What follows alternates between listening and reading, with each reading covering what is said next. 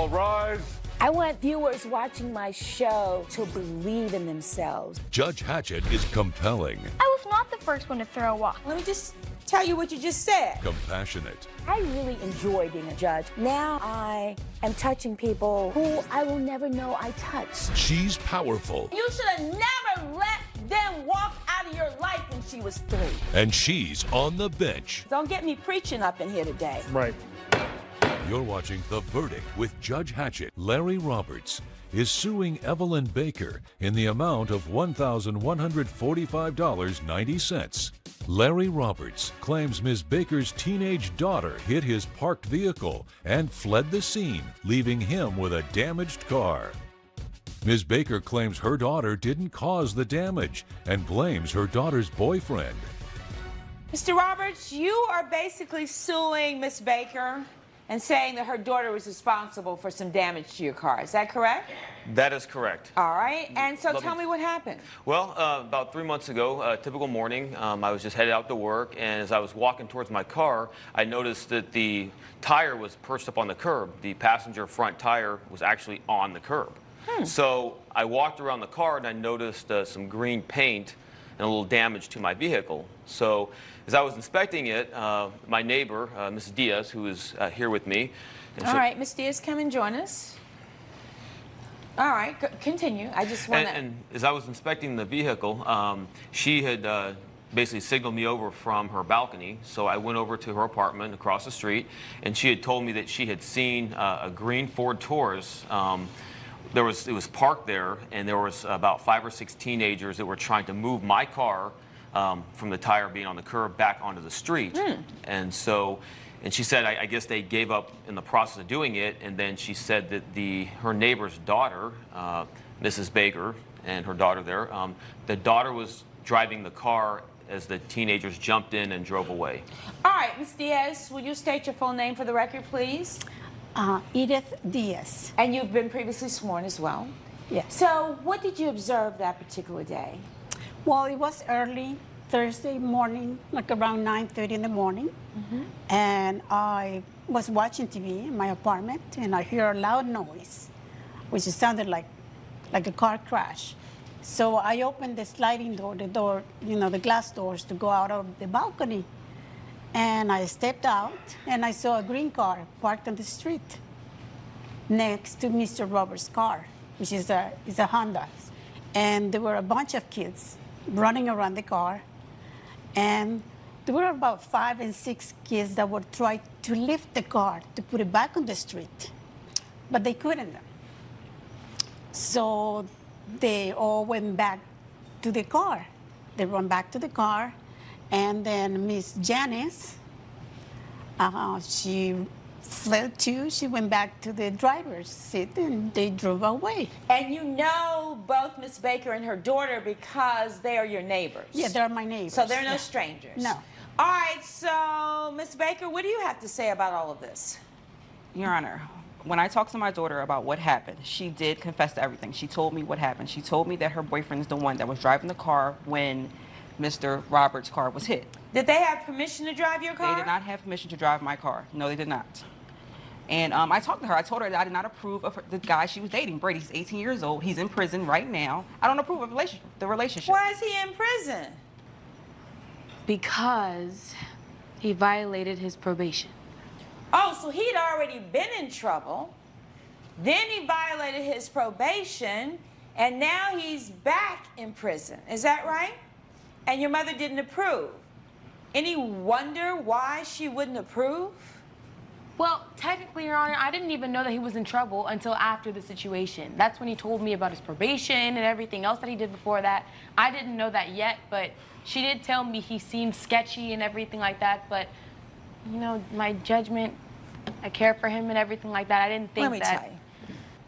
You're your age, you think your mama doesn't know anything. But I promise you, by the time you're your mother's age, you'll understand how wise she is. So what happened that day? Tell me what happened. I told my mom that I didn't hit Mr. Roberts' Honda because I didn't. My boyfriend Brady did. When she left for work that Thursday, he came over with a couple of his friends, a couple of my girlfriends and stuff, and he suggested that we all go to the mall. Clearly, you don't have your mother's permission to take the car. Right. Do you even have a driver's license? No, I don't drive. I wasn't the one driving, so he said, let's just take the Taurus. And of course, I was skeptical. I don't usually do stuff like this. I was skeptical. I was like, I don't want to do this. But he said nothing bad was going to happen. He said his friend offered to replace the gas and everything like that. So I thought, okay, maybe she'll never notice. He claimed she would never notice. So he also said he would get me something at the mall. So I was, me being tempted, I know, I'm sorry. But I did give in to my judgment, and I'm sorry I did. But as soon as we pulled out of the parking lot and headed down the street, he dropped his cigarette in his lap and lost focus of the road. And he hit Mr. Roberts' car and moved it up onto the curb. So, of course, we're all panicking. Like, I knew that it was completely noticeable. So he said if we could just push it back onto the street, maybe he wouldn't notice the damage as much.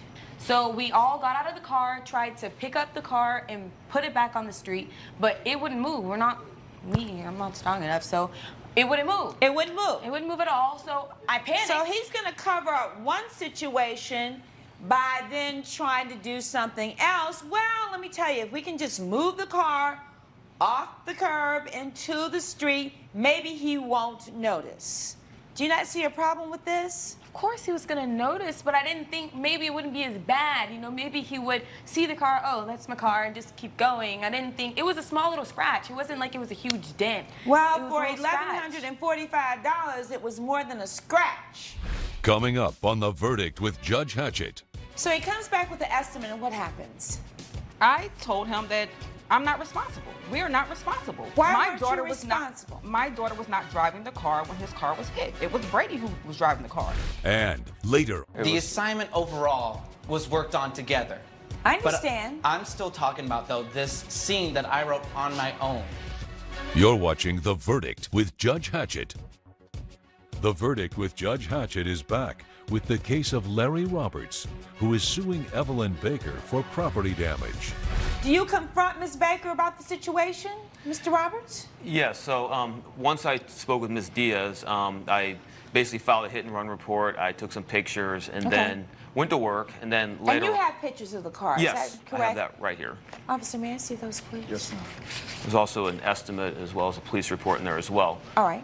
So I did that, and then being that I kind of knew who it was or had a suspicion, I went across the street and to be honest, I snuck into the parking structure when a tenant was driving out, and I searched until I found a green car, and I went around and I looked at what appeared to be somebody, like a bad patch job of somebody trying to repaint over where some damage had been done. So I went to Miss Baker's house, and I knocked on the door and basically introduced myself and explained that I believed her car had been involved in a hit and run. And so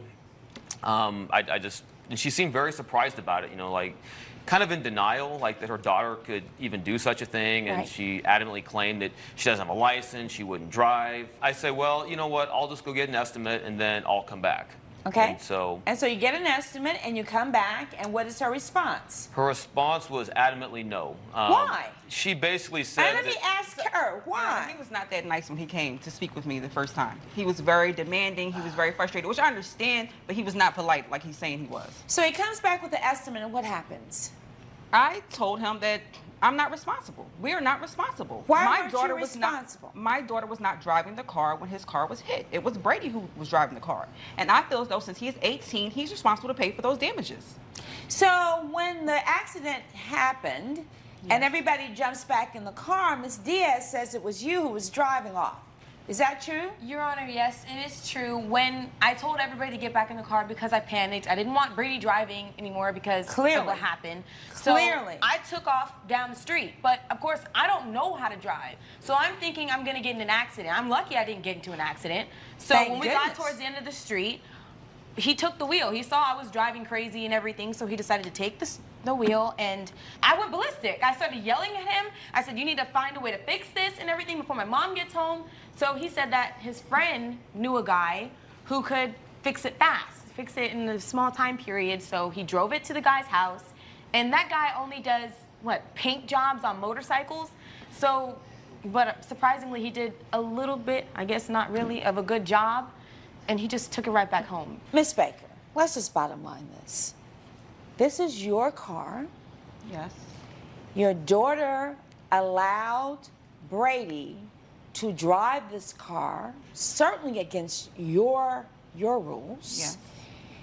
Why shouldn't you be responsible? Brady is an adult. He knew what he was doing. My daughter is a minor. He's responsible. She is not responsible. If you feel that way, then you need to go sue Brady. But I doubt that that's going to happen because he's back in jail. I hope you've learned a lesson from this. Miss Baker, I am entering judgment for Mr. Roberts in the amount of $1,145.90 to be exact. And if you feel that strongly, then you need to go and sue Brady. But they were in your car. They were operating your car with your daughter having facilitated it, and therefore you are responsible. There's nothing further. We'll stand adjourned. Judgment for the plaintiff as so ordered. Judge Hatchett has ruled in favor of the plaintiff. The defendant has been ordered to pay $1,145.90. In the future, I hope you can keep better control of your daughter. You don't have to worry about my daughter, but I'll make sure this never happens again. Coming up. The assignment overall was worked on together. I understand. But I'm still talking about, though, this scene that I wrote on my own. Network featuring dynamic judges and live legal programming. Well, we're not at your school, we're in my courtroom. Unique court shows. Where is any information about the company? Live legal news. That's what you should have done. And a commitment to justice. Either you tried or you did it. The next generation of court programming in one dynamic network.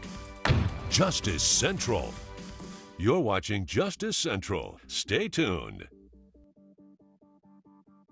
Hey, it's Byron Allen. Hi, I'm LeVar Burton. It's Kevin Frazier. It's Tamron Hall. It's your girl Lonnie Love. It's Sean Robinson. It's Natasha Alford. We are here to celebrate the power of Juneteenth. The power of Juneteenth. The power of Juneteenth. The power of Juneteenth. The power of Juneteenth. And honor Black excellence. Don't miss Byron Allen presents Juneteenth, celebrating centuries of Black excellence. Saturday at 8/7 Central on the Griot. You're watching Justice Central. You're watching The Verdict with Judge Hatchett. Colin Ortiz is suing Oliver Salvador in the amount of $2,000. Mr. Ortiz claims he lost a scholarship after Mr. Salvador used a scene the plaintiff wrote to win a short film competition. Mr. Salvador claims he wrote the scene with the plaintiff in their writing class and feels they both have ownership of the material in question. All right, Colin, you're suing Oliver. You all at one time were classmates, as I understand. That's and correct. that you had worked jointly on a project. Yes. And you're basically saying he plagiarized a piece that you wrote that you then submitted later and you lost your scholarship. Is that in a nutshell? So let's back it all the way up. Tell me what happened. Well, Your Honor, Oliver and I were assigned back in college to work on a project together, a collaborative piece, for just for a short script to turn in to our script writing class. Okay. So this project starts, and what happens? The project started, and we were too busy to really meet each other in person to collaborate with each other on the project itself. So we just decided to shoot each other emails of different scenes that we would collaborate on each other for scenes. Is that the way it worked, yeah. Oliver? So we went back and forth with the emails, and we did 2 rough drafts. We turned them in, and after the second rough draft, we decided that we should take out some material, and we did. So you all were collaborating on a class project. On the Yes. screen. And so you would email pieces of this Yes. And edit project whatever back word and we forth, thought. edit So it. this piece that we were working on together for the class assignment, Right. it was finished. You know, we shot each other emails and we worked on it and we finished the project together. All right. We edited it a little bit and then we were ready to turn it in. But All right. I thought that the project was running a little thin. It was a comedy piece. The project was to work on a comedy piece. All right. I thought that it needed something a little bit extra. So I decided to take my own time to write this own piece that I just thought of on my own. And you emailed it to Oliver? I emailed it to Oliver, and he liked it. You know, Okay. we both agreed that we liked it. But you wrote it. I wrote it. I solely wrote this scene. All right. Okay. I'm not too aware of who wrote what. It's the same assignment. Like, it's both of our works. So But if I thought- write part A and you write part B and we put them together, There's still what- certain parts that we will edit, like say a name. The assignment overall was worked on together. I understand. But I'm still talking about, though, this scene that I wrote on my own. Coming up, I look up this short film that it said that I copied, and this is my script. This is my scene that I wrote. The Verdict with Judge Hatchett is back with the case of Colin Ortiz, who is suing Oliver Salvador for intellectual property theft. Now, how can you show me that you wrote that scene on your I own? have the evidence right here, madam. Oh, I have the let evidence me right see here. that. Here you go. I have right And this there. is the email of the scene? That is the scene that I wrote solely. On there, you will see the original scene that we, you know, the one that we put on our assignment. Secondhand Watch was his. Stopwatch was my story that is in contest here. So, on there, you'll see the original one. I should have written it on the top. It's the original one that we put on. It says original Okay, one. that's the one that I wrote for our assignment. And what happened to that assignment? That assignment, okay, before we were able to turn it in, we decided to cut it out because we thought that it was going to be a little bit too lengthy. Okay. Okay. So that's just bottom line this. The scene that you wrote, That I wrote. that you added to the class project, Yes. you ended up not using it. No. Right. But this is the scene. Is there any dispute on your part that he wrote this scene and sent it to you? I can't remember what scene he wrote, what scene I didn't write. All I know is that it's in my emails with my assignments, and I regard it as mine. I worked on it as well. It's just as mine. Okay, so now you take this scene and you win something. And then later, you submit the scene for a scholarship composition. I submit the scene for a scholarship because no one touched it. No one. It was still mine. It was still on my work. already on the Hey, website. hey. It was already on I the site. still wrote this. Okay, no one touched it. We thought it was a good idea, but we just decided to take it out because it might have been too much for the school assignment. So what happens when you submit this scene for the scholarship? Did you win the scholarship? This is the part that makes it a little bit more upsetting because I won the scholarship for $2,000. And there is some sort of software or some sort of data inside or whatever website. So the website is called turnitin.com. And so I turned in my assignment in. And it said that I won. But eventually I got that letter saying that my assignment Has been plagiarized. has been plagiarized. I look up this short film that it said that I copied, and this is my script. This is my scene that I wrote. Judge Hatchett's verdict when we return. Colin, I'm going to grant your claim of $2,000 because I think that you were wronged in this situation. I think that your piece was taken, and therefore judgment for the plaintiff in the amount of $2,000. Judge Hatchett has ruled in favor of the plaintiff. The defendant has been ordered to pay $2,000. I'm sorry, Colin. I didn't know you were this passionate about this script we wrote back in school. If this were to happen to you, you would have felt the same way. But now you have to pay me.